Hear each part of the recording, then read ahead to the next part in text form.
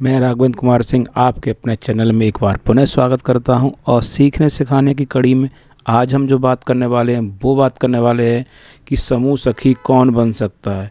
क्योंकि एनआरएलएम में सबसे अहम कैडर यही होता है जो कि गांव में समूह को चलाने की जिम्मेदारी इन्हीं की होती है। चाहे समूह बनाना हो या आईसीआरपी जब समूह गठन करके चली जाती है तो उसके बाद इन्हीं दीदियों की जिम्मेदारी होती है या इन्हीं कैडर की जिम्मेदारी होती है कि अच्छे से समूहों को वो संचालन करने में सहयोग करें और उनको सही रूप से जानकारी दे सकें।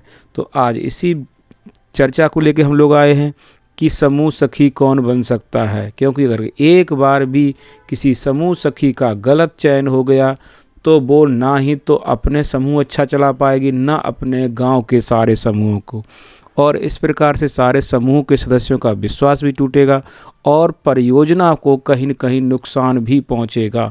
तो मिशन को भी नुकसान ना हो और उन स्वयं सहायता समूह से जुड़ने वाली महिलाओं या दीदियों को भी नुकसान ना हो, तो इसके लिए एक समूह सखी का अच्छे से चयन होना बहुत ज़रूरी है। तो आज हम इस पे बात करने वाले हैं। बात करते हैं कि समूह सखी कौन बन सकता है। तो समूह सदस्यों को समूह सखी के रूप में स्वीकार होना चाहिए। यानी जो भी समूह सखी बनना चाहती है तो जो भी समूह के सदस्य हैं उनको पहले से स्वीकार होना चाहिए कि ये समूह सखी हमारे बनने योग्य है या नहीं है। नंबर 2 पे बात करेंगे कि उसको पुस्तक लेखांकन का अनुभव अवश्य होना चाहिए। डायरेक्ट किसी भी महिला को या किसी दीदी को ऐसे ही समूह सखी नहीं बना देना चाहिए जिसको कि पुस्तक समूह की किताबें लिखने का अनुभव ना हो। नंबर 3 पे बात करते हैं, गांव के अन्य समूह में बैठक कराने एवं लेखांकन का अनुभव होना चाहिए। यानी कि उसको किताबों के साथ साथ गांव में और में भी समूह की बैठक कराने का भी और उनको समूह की किताबें लिखने का भी अनुभव होना चाहिए। जहाँ पहले बात की थी कि उसको स्वयं के समूह में भी बैठक कराती हो, सक्रिय हो, तो ऐसी महिला का चयन करना चाहिए।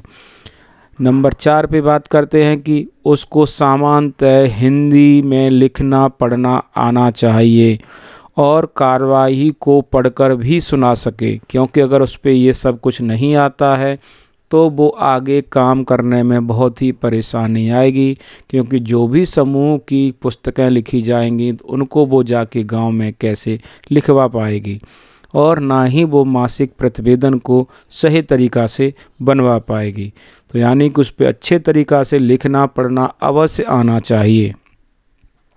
आगे बात करते हैं कि सामान्यतः उसको जो गणित की है, गिनती है, जोड़ है, घटाना है, गुणा भाग है कर सके और खाता बही भी लिख सके। क्योंकि अगर उनको सामान्यतः खुद जोड़ भाग नहीं आएगा तो वो दूसरों को जाके क्या समझाएंगे। इससे उनके अन्य सदस्य भी उनकी इज्जत नहीं करेंगे और समूह में दिन पे दिन निष्क्रियता ही आती चली जाएगी। आगे बात करते हैं हम लोग की वो है गांव में बिना किसी भेदभाव के गांव में कार्य कर सके और साथ में वो अच्छे से मन से काम करने की भी इच्छुक होनी चाहिए। ऐसा न हो कि उसको पद के लिए या वो सिर्फ पैसे के लिए काम करना चाहे, वो अपने समाज के लिए अपने गांव के लिए कुछ करना चाहे और बिना भेदभाव के। तो ऐसी दीदी को हम समूह सखी बना सकते हैं। आगे बात करते हैं हम लोग की उसको समूह गठन के कार्य भी आना चाहिए और गांव से बाहर भी जाकर प्रशिक्षण दे सके।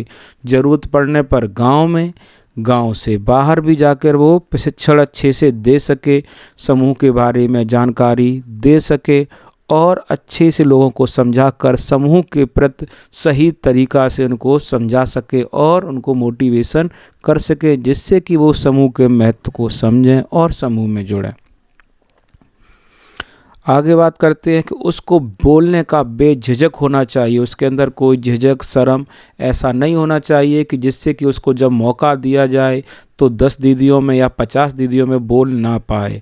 क्योंकि समूह सखी ही एक ऐसा कैडर है जो कि अपने गांव से बाहर जाएगा और मुख्य रूप से गांव में काम करेगा और सही रूप से सदस्यों को जानकारी देगा। तो मुझे लगता है कि अब जो भी आगे चयन होंगे, जितने भी आगे से समूह सखी के चयन होंगे, तो उनको ऐसी दीदियों को वरीयता दी जाएगी जिनमें ये सारी खासियतें होंगी। आप सभी का एक बार फिर धन्यवाद। अगर अन्य प्रकार का कोई भी सवाल हो तो आप कमेंट्स बॉक्स में अवश्य लिख कर पूछ सकते हैं। धन्यवाद।